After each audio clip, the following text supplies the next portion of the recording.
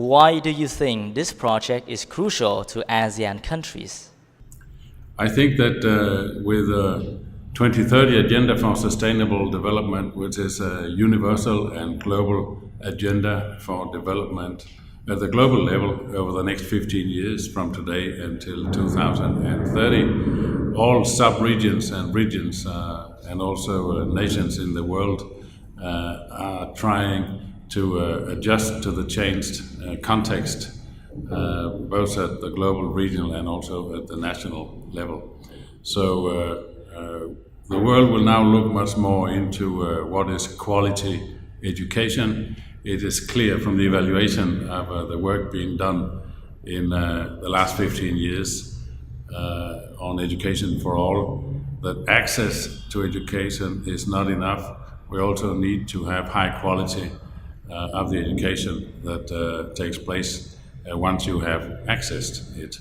But the new thing is that now we also look into lifelong learning opportunities for all. So in fact, the title of the Sustainable Development Goal 4 is to ensure inclusive and equitable quality education and to promote lifelong learning opportunities for all. So the new thing is to promote lifelong learning opportunities for all. And I think this is the time today is a really good moment for the ASEAN countries to come together and try to see what they can do at the national level in relation to promote lifelong learning opportunities for all, but also what can they do together in the ASEAN sub-region in Asia and the Pacific.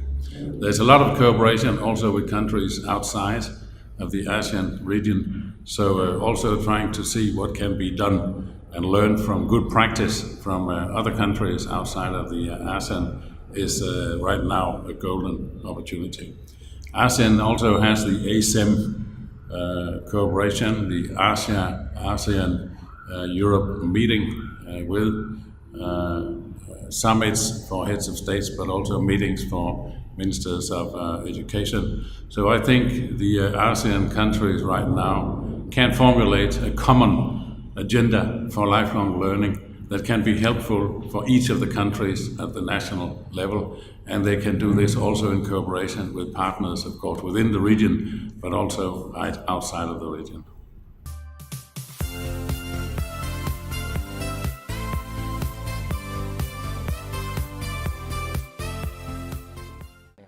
Good morning, Professor Herbert Hinzen. Thank you very much for joining me in this interview. And regarding the project towards an ASEAN lifelong learning agenda, I have several questions to ask you.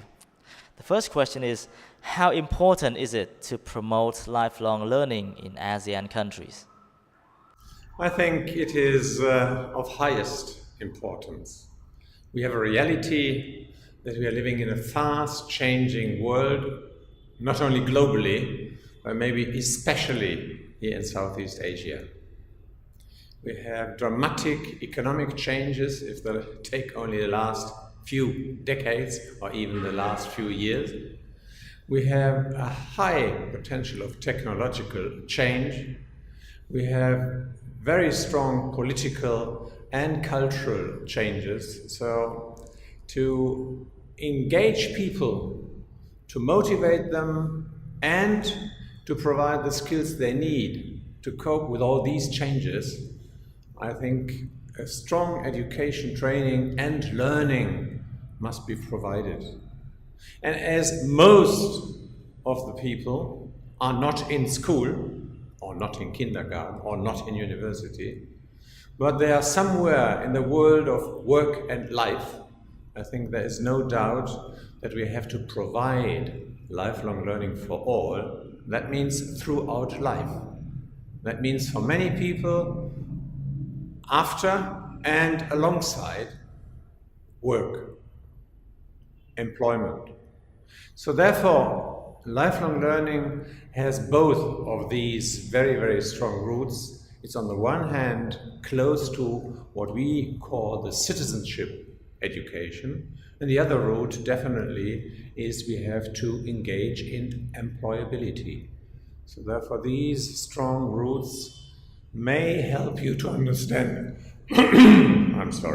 may help you to understand how important it is to develop a lifelong learning agenda for all countries in Southeast Asia and indeed globally.